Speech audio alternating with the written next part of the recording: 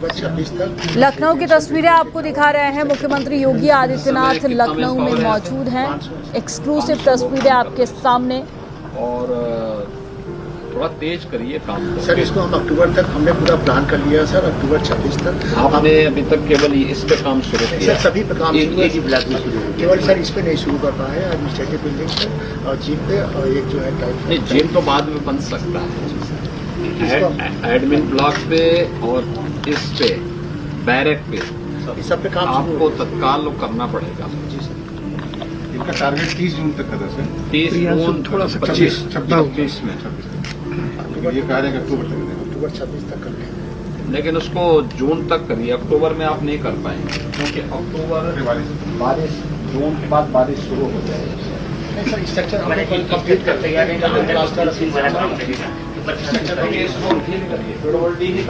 हाँ, तेज करिए। एक दिक्कत ये मिट्टी वाला बता रहे हैं। क्या प्रॉब्लम है आपकी?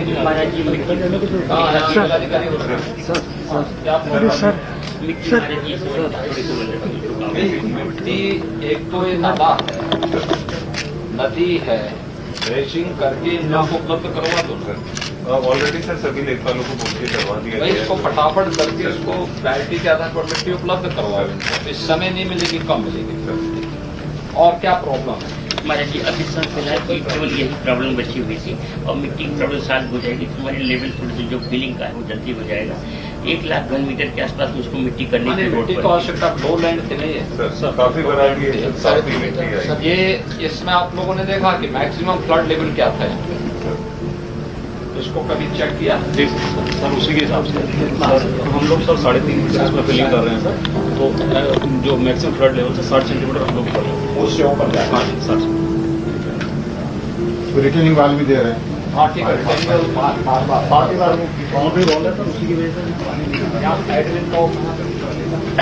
जाने दीजिए, कहाँ जाएंगे आप?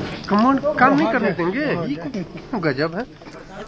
मुख्यमंत्री योगी आदित्यनाथ को आप सुन रहे थे। गोरखपुर में इस वक्त मौजूद हैं और विकास कार्यों को लेकर जानकारी ले रहे थे। अधिकारियों से कहा कि काम बहुत स्लो चल रहा है और साथ ही जल्द ही काम को पूरा करने के निर्देश दिए हैं। साथ ही कुछ गाइडलाइन भी दी गई है कि कौन सा काम पहले होना चाहिए और कौन सा काम बाद में होना चाहिए।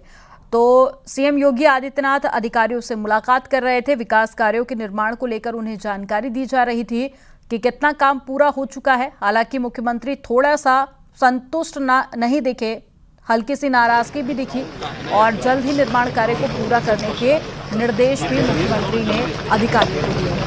और अब वहां से वापस लौटते हुए ये तस्वीरें आप देख रहे हैं। 300 करोड़ से ज़्यादा का निर्माण कार्य इस वक्त चल रहा है और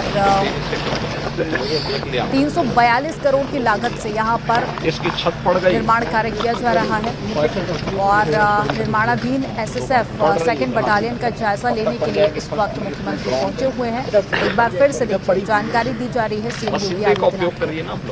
ये मशीन का सर टावर जो हम लोग सर यही प्लान किया है सर। किसी भी हालत में हम तेज करिए। अगले बरसात से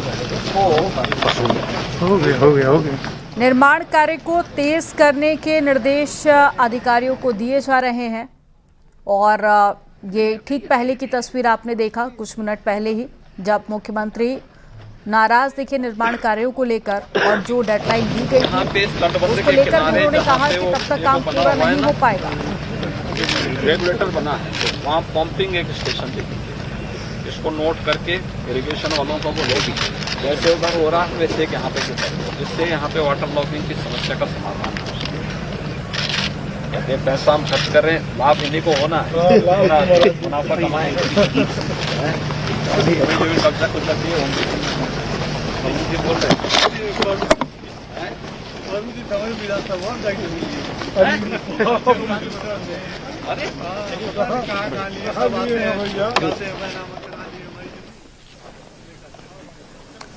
तो वापस लौटते हुए ये तस्वीरें आप देख रहे हैं। 342 करोड़ की लागत से निर्माण किया जा रहा है। निर्माणाधीन एसएसएफ 2nd बटालियन का जायजा लिया है सीएम ने।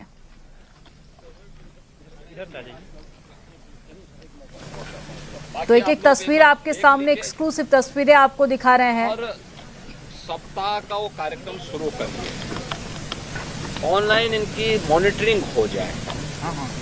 नहीं आपने इसको अचीव किया कि नहीं किया, इसको इस रूप में करेंगे तो तब जाकर के अचीव कर पाएंगे, क्योंकि लगातार वो करना पड़ेगा और फंड की कमी न हो, फंड का फ्लो बना रहे और कार्य उसको लेकर के क्या हो गया। तो मॉनिटरिंग की बात सीएम योगी आदित्यनाथ की तरफ से कही गई, कहा कि ऑनलाइन मीटिंग होनी चाहिए और फंड की कमी ना हो। अब गईलेम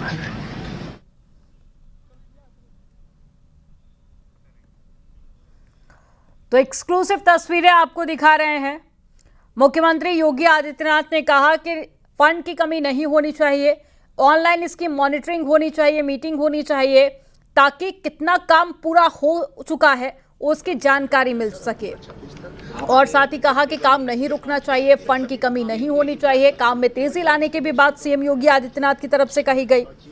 ये तस्वीरें आप देखिए, ये उन तस्वीरों में मैप दिखाया जा रहा है सीएम को, जो निर्माण कार्य पूरे होने हैं और कितने पूरे हो चुके हैं, इन तमाम विषयों पर जानकारी सीएम को दी जा रही थी।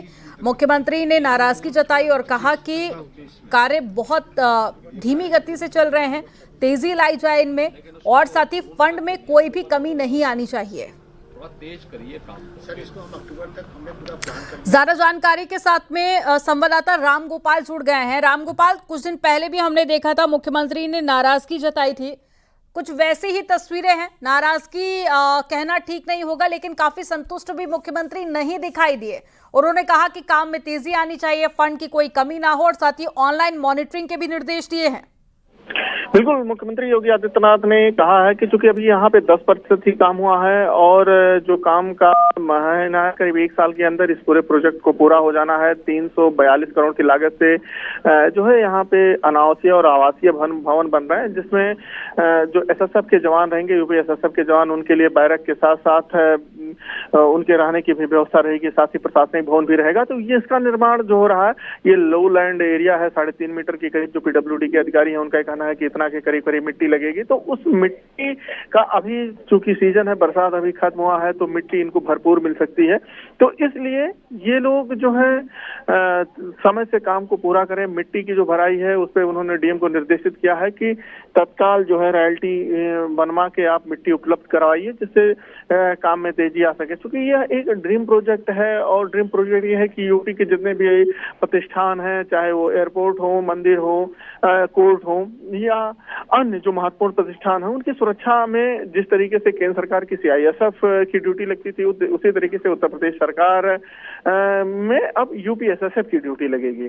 तो इसके पूरा होने से जो सबसे बड़ा फायदा है वो ये है कि सीआईएसएफ के ऊपर जो निर्भरता है वो कम हो जाएगी और साथ ही जो सुरक्षा है वो सुरक्षा और भी मजबूत होगी। तो इस तरीके से मुख्यमंत्री ने इसका निरीक्षण किया है और उन्होंने काम में तेजी लाने के निर्देश दिए, सारे विकास कार्यों को जाना।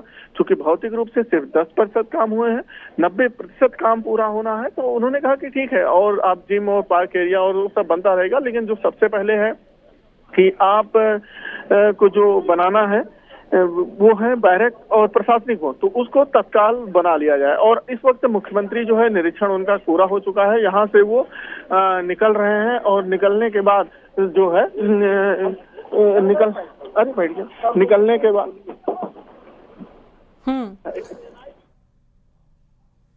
बिल्कुल ये तस्वीरें सामने आ रही हैं। निरीक्षण पूरा हो चुका है, थोड़ी देर में मुख्यमंत्री यहाँ से वापस लौटेंगे।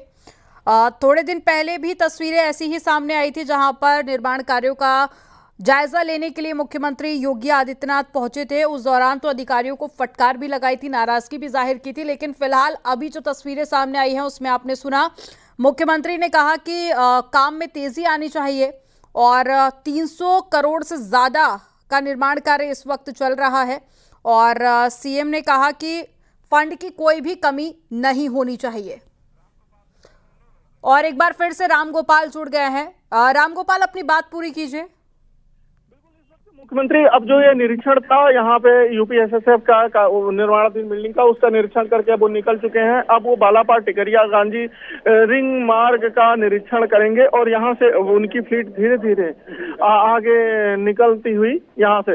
अब अगर हम इस बिल्डिंग की बात करें, यूपीएसएसएफ के बिल्डिंग की इसकी बात करें, तो ये बिल्डिंग इसलिए भी बेहद महत्वपूर्ण है क्योंकि यहाँ से जो निकलने वाले स्नाइपर होंगे, 7 शूटर होंगे, वो देश के जो प्रदेश के महत्वपूर्ण संस्थान है उसकी सुरक्षा करेंगे। क्योंकि उत्तर प्रदेश में पहले जहाँ 2 ही इंटरनेशनल एयरपोर्ट थे, मौजूदा वक्त में 5 इंटरनेशनल एयरपोर्ट या तो चल रहे हैं या प्रगति में है और कई एयरपोर्ट बने हैं, तो उनकी सुरक्षा जो है वो बेहद महत्वपूर्ण है। और सीआईएसएफ ठीक है रामगोपाल, आप पूरे मामले को लेकर नजर बनाए रखिएगा। जानकारी देने के लिए बहुत शुक्रिया आपका। और पटना से खबर है जहां पर तेजस्वी को मिला है लालू का साथ। तेजस्वी के नेतृत्व पर लालू की मोहर। तेजस्वी के नेतृत्व में आगे भी लड़ेगी आरजेडी। ये लालू प्रसाद यादव की तरफ से कहा गया है। तेजस्वी के नेतृत्व में आगे बढ़ेगी आरजेडी। तो फिलहाल विधानसभा के इलेक्शन हुए लेकिन आरजेडी का कुछ खास प्रभाव नहीं देखा गया। पहले के मुकाबले भी सीट कम हो गई है। लेकिन इस बीच एक बहुत बड़ी खबर है कि लालू प्रसाद यादव की तरफ से कहा गया है कि तेजस्वी के नेतृत्व में ही आगे लड़ेगी आरजेडी। तो एक बड़ी खबर आपको बता रहे हैं।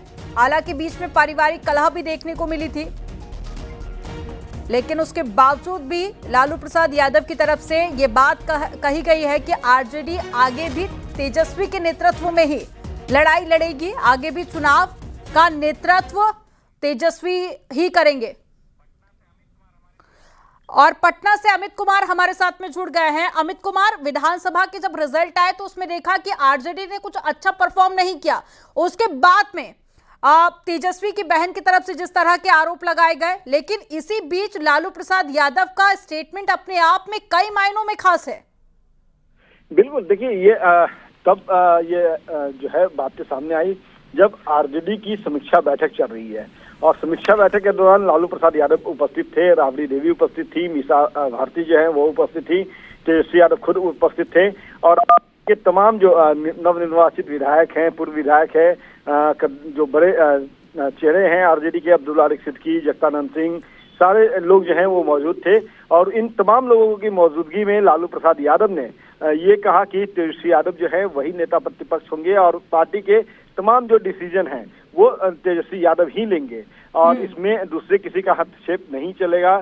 चाहे वो परिवार के लोग हों या पार्टी के दूसरे जो लोग हैं, वो पार्टी की जो बेहतरी है उसको लेकर के तेजस्वी जो निर्णय लेंगे वो सर्वोपरि होगा।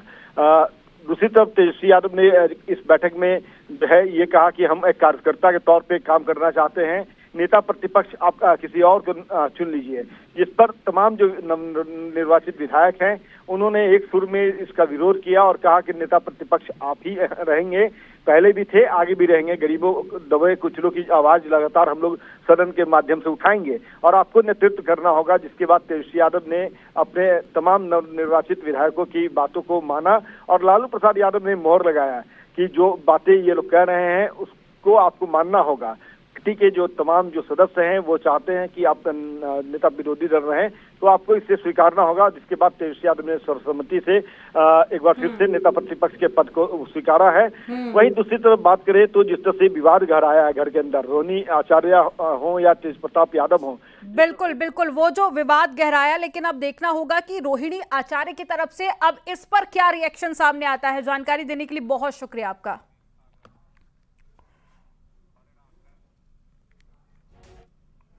आगरा में खंडर में एक लड़की लहूलुहान हालत में मिली है। लड़की के कपड़े भी अस्त व्यस्त थे और लड़की के साथ में गैंग रेप की आशंका जताई जा रही है। मामला थाना सदर क्षेत्र के कैंट रेलवे कॉलोनी का है। स्थानीय लोगों की सूचना पर पुलिस मौके पर पहुंची और पीड़ित लड़की इटावा की रहने वाली है। लड़की का अस्पताल में इलाज चल रहा है। स्थानीय लोगों का कहना है कि देर रात ऑटो सवार कई लड़के आए थे और वो लड़की को फेंक कर चले गए। अब पुलिस घटना के हर एंगल से जांच पड़ताल कर रही है। सुबह 6 बजे आसपास ऑटो आया मेरे घर के सामने, वाइट रंग का ऑटो आया। उसमें 2 लोग उतरे और किसी को अंदर छोड़ गया, मैं दिख नहीं पाया। पर जब बाद में उसका सामान 2-3 बैग लेके अंदर गए और छोड़ गए खंडर में, जैसे ही निकले अंदर वहाँ से तो ऑटो में बैठे, मैंने देखा उनको और वाइट रंग का ऑटो था, तो तुरंत ही भाग के चले गए। फिर अंदर लड़की दिखी। फिर मैं अंदर ताला खोला, ताला खोल के मैं उस खंडर में जाके देखा तो लड़की पड़ी थी।